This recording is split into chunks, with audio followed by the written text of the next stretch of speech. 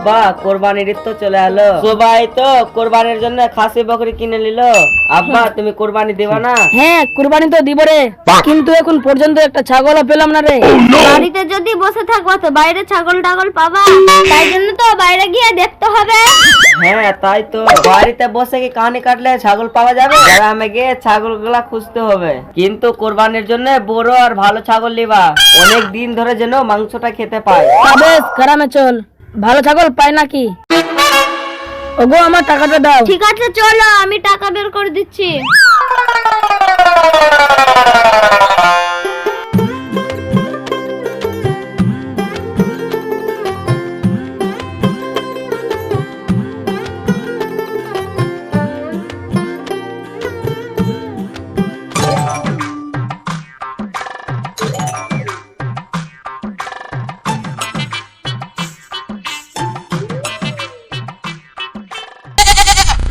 আব্বা ওই দেখো কত সুন্দর খাসি ছাগল, আব্বা ওই দেখো কত সুন্দর খাসি, কত সুন্দর খাসি ছাগল।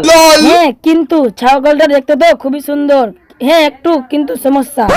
ছাগলটা ছোট হতে পারে কিন্তু ছাগলের রং তো বেশ সুন্দর। হ্যাঁ রং তো ভালো, চ দেখি গিয়ে।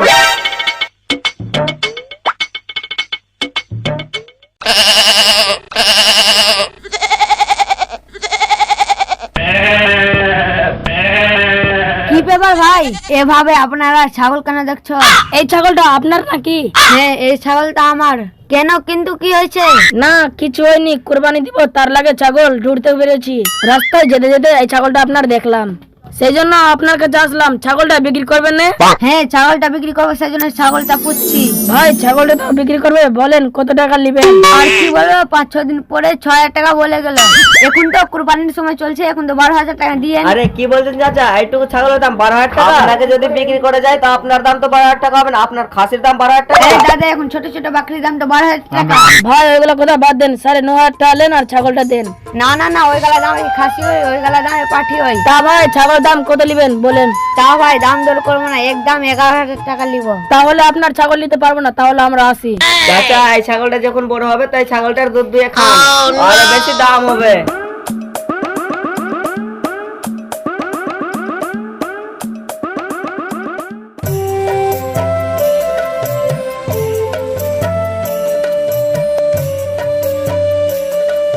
ও চাচা এই ছাগলগুলো কি আপনার? হ্যাঁ এই ছাগলগুলো আমার। কেন তোমরা ছাগলের কথা জিজ্ঞাসা করছো? আমরা কুরবানির লেগে ছাগল কিনতে এসেছি, এই ছাগলটা বেশ দেখতে সুন্দর তাই লিব। ও তোমরা ছাগল নিতে এসছো, কোনটা লিবা দেখো। ও চাচা এটা ছাগলের কত দাম লিবা? কুরবানির ছাগলের দাম কত টাকা লিবেন? আরে ছাগলের তো অনেক দাম বাবা, এই ছাগল আমি 16,000 টাকায় বিক্রি করব। কি ব্যাপারে ভাই, কুরবানিতে ছাগলের দাম বেরিয়ে দিয়েছিস নাকি? না না চাচা, ছাগলের দাম 20,000 টাকা বলে গেছে, 16,000 টাকা বলে দিল তাই, না হলে আমি 20,000 টাকা করেই বিক্রি করতাম। আপনি কি দামের ছাগল নেবেন বলছেন? আমরা ছাগল পোষার জন্য কিনতে আসিনি, আমরা এসেছি কুরবানির জন্য কিনতে। এক কাজ করেন 15,000 টাকা লিয়েন। 15,000 বলছেন, নেন 1,000-এর জন্য আমি ঝামেলা করবো না। ওই টাকা দেন। এলেন ভাই তাহলে আপনার টাকা।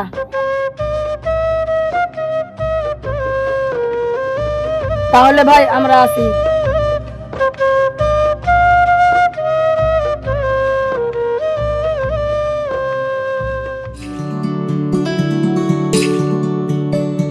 কিরা ছাগল কিনি নাকি? কুরবানির জন্য ছাগলটা কিনলাম। এই পাও কুরবানির সবচেয়ে বড় আমরাই দিব। হ্যাঁ তাই তো দেখছি, ছাগলটার দাম কত নিয়েছে? 40,000 টাকায় এই ছাগলটা কিনেছি। এই ছাগলটার দাম 40,000 টাকা হয়? কুরবানির দিন মাংস দেবো, খেয়ে দেখবি মাংসর পেটে মাংস হবে। ছাগলটা বাড়িতে রেখে আসি।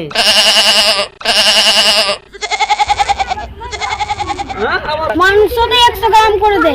ওরা ফ্রিজে রেখে 1 মাস মাংস খায়, এর জন্য মাংস কম যায়। ওরা ঘরে রেখে মাংস খায়, ওদের কুরবানি কবুল হবে না। তো আমরা তো কিছু বলতে পারবো না। আমরা যদি বলতে যাই তো ওরা উল্টা পুল্টা কথা শোনাবে, না বলাই ভালো।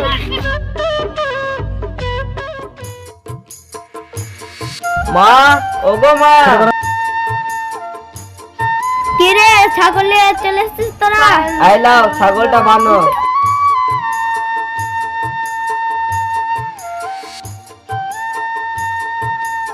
আব্বা ছাগলটা ভালো হয়েছে বলো।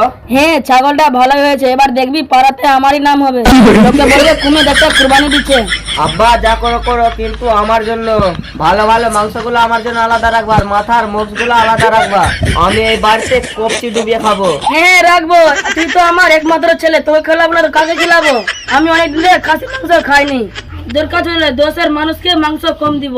হ্যাঁ তাই করবা, মানুষের জন্য হাড্ডি গুলা দিয়ে দিবা আর আমাদের জন্য চামড়া গুলা রেখে নিবা। আরে তোদের বাপ বেটা মাংস ভাগ করা হলো, ওরকে যা ছাগলের জন্য মাঠ থেকে ঘাস লিয়ে আয়। আরে আমি তো ভুলে গেছি, আমার একটা দরকারি মিটিং আছে। আব্বা তুমি ঘাস আনতে যাও, আমি যাচ্ছি মিটিং এ। আরে আরে দেখেছো, তুমি যে বললা ঘাস কেটে আনো, দেখলা তোমার ছেলে আমার ঘরের উপরে দিয়ে চলে গেল। আরে ওই তো ঠিকই বলছে, যেমনি তুমি তেমনিও তোমার ছেলেও। যাও যাও মাঠ থেকে ঘাস নিয়ে আসো। আচ্ছা ঠিক আছে, বস্তা আর হাসুয়াটা দাও গা।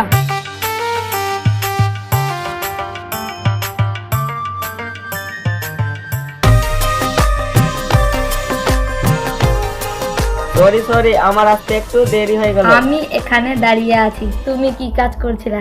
সে আসতে দেরি কেন? ঈদ আসছে না, তাই জন্য বাড়ির জন্য খাসি কিনতে গেছিলাম, তাই জন্য আসতে দেরি হলো। ও তোমরা কুরবানি দিচ্ছ না? তোমরা বাড়িতে কি ছাগল কিনলা? একটা বড় দেখে খাসি ছাগল কিনলাম, গ্রামে সব থেকে বড়, এবার আমরাই খাসি দিব। তাই বড় ছাগল কিনেছো, তাই কো টাকা নিল? বেশি না, 40,000 টাকা লিয়েছে। আমার আব্বা কদিন থেকে খাসির মাংস খেতে চাই, কিন্তু আমরা বাজারে যাবার সময় পাচ্ছি না। ও শ্বশুর মশাই মাংস খেতে চেয়েছে তো আমাকে বলবা, আমি আছে তো, তুমি কোনো চিন্তা করবে না, ঈদের সময় আমি 2 কেজি মাংস পাঠিয়ে দেবো। তোমরা আমাদের বাড়িতে মাংস পাঠাবা, কিন্তু লোকে কি বলবে না? আরে আমি শ্বশুর বাড়িতে মাংস দেবে তো কেউ তো কিছু বলবে না, লোকের কথা ভাবলে হবে। আচ্ছা ঠিক আছে, মাংস গলা ভালো দিবা, আমি আব্বা হাড্ডি খেতে পারি না। আচ্ছা ঠিক আছে, আমি ভালোগুলো মাংস দিয়ে আসবো। আচ্ছা ঠিক আছে, আমি এখন আসি। চলো চলো আমি তোমাকে একটু আগিয়ে দিয়ে আসি।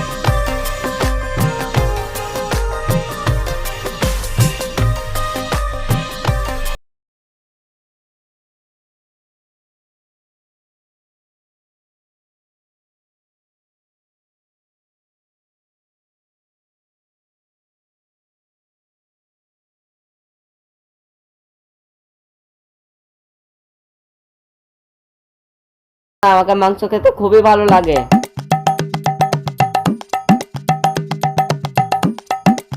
কইটুকু দি ছাড়ো দাও। হ্যাঁ এবার ঠিক আছে।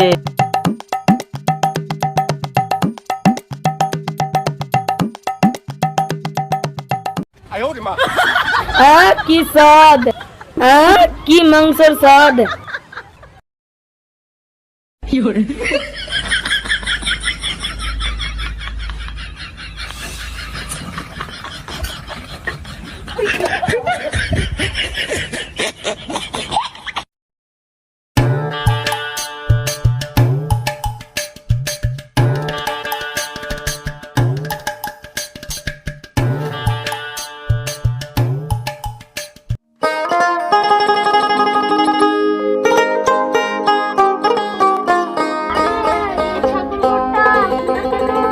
ছাগলটা আছে কিনা দেখি তো।